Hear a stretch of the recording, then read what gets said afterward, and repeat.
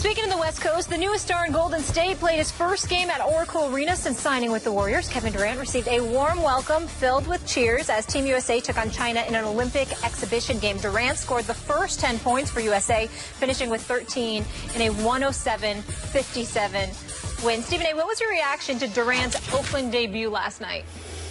Well, believe it or not, for me, I mean, listen, I'm torn because regardless of whatever apparent friction we may have had, it was just over one incident. I mean, I've always considered Kevin Durant a great person. His family, his mom, his brother, his friends, they're great people. And Kevin Durant is a phenomenal basketball ambassador. Literally loves the game of basketball. He'll walk up to a park in the streets and start playing, you know, with the regular Joes out there and what have you. I mean, he's a baller extraordinaire. I consider him to be nothing short of great. He's a top 3 player on the planet. He's that lethal. He's that big time. He can average 30 in his sleep. I think he's the one individual that has the potential to usurp Kareem Abdul-Jabbar as the game's all-time leading scorer in history. This is what I think about Kevin Durant as a player. And as a person, there's nothing bad to say about him. I think he's a really good guy. My issue was simply not him leaving at all, because I thought he had the right to leave, and that's fine.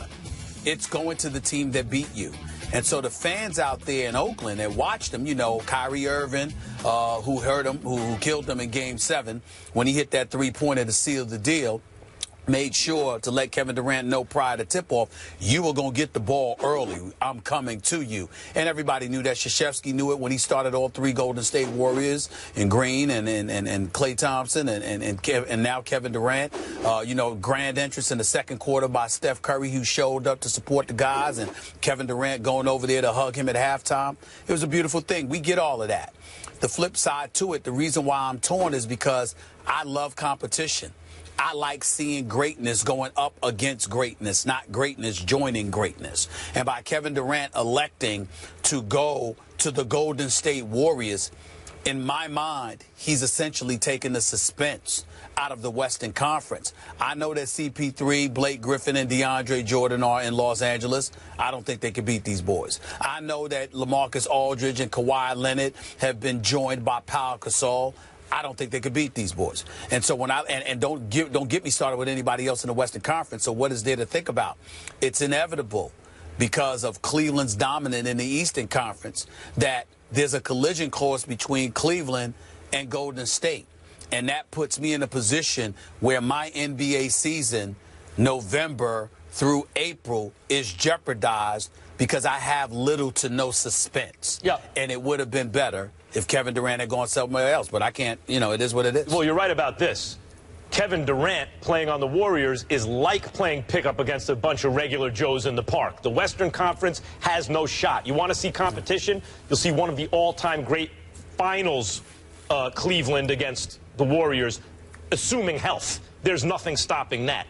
Look, right. Kevin Durant, in the words of Rakim many years ago, Stephen A., come say hi to the bad guy, don't say goodbye, don't plan to die. Kevin Durant right now on this squad is not going anywhere. He's going to have to embrace the fact that people are going to hate on him and hate on the Warriors because they see it, many do, as an anti-competitive move. Although I don't entirely, because, again, the Warriors did not win the championship. They lost. I think that opened the door for this to happen.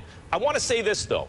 Over time, as a result of really the reason why Kevin Durant left for Golden State, which is they play basketball, in his view, properly. I don't think they were the most talented team, but they were almost the best because of their style of play and, of course, an abundance of talent. Because of that style of play, and because Durant has kind of pure basketball motives for going, I think the media will fall in love with the team over time. If you think about those teams that the media just fawns over throughout history, Clyde Frazier's Knicks teams, they played the right way. They hit the open man. That was beautiful basketball.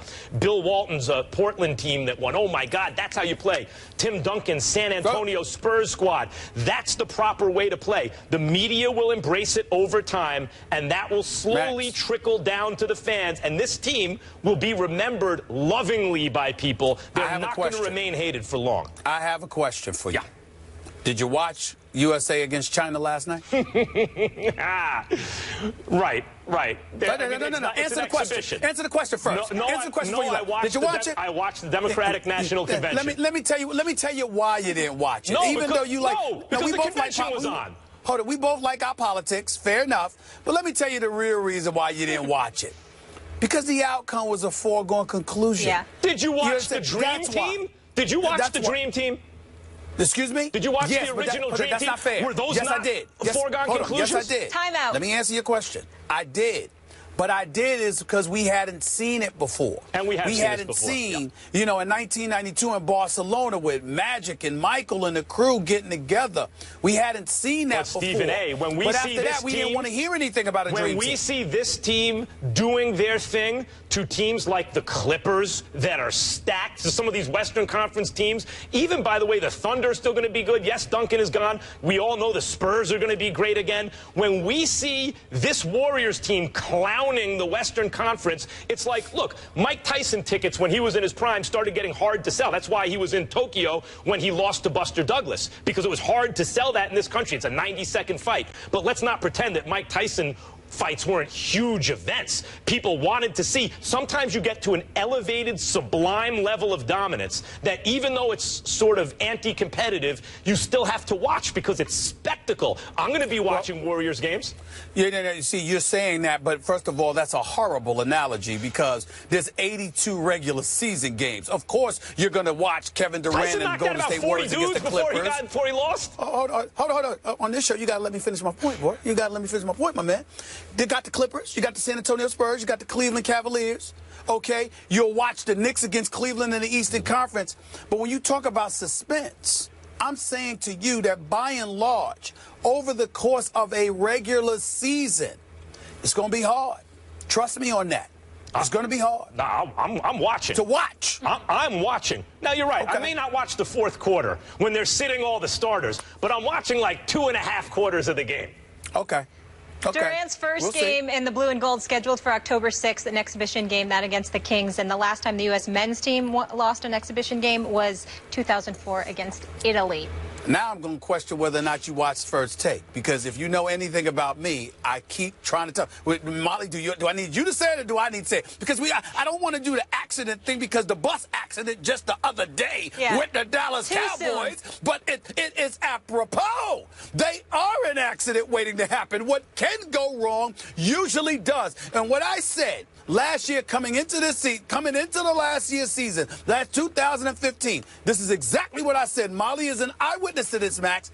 I said it don't matter what Romo is doing. It don't matter what it does. Mark it down. Something will happen because this is who they are. Right. Whatever can go wrong does because it's who they are. You're supporting what I said in the beginning. This is a philosophy of high risk. When you have a high risk philosophy, you're swinging for the fences. You will tend to strike out a lot, but if you get a hold of one, you'll hit it out. That's their philosophy. It may be that their philosophy hasn't paid off because they haven't executed it well enough, but it's not like a high risk philosophy sometimes doesn't pay off. It's been a decade.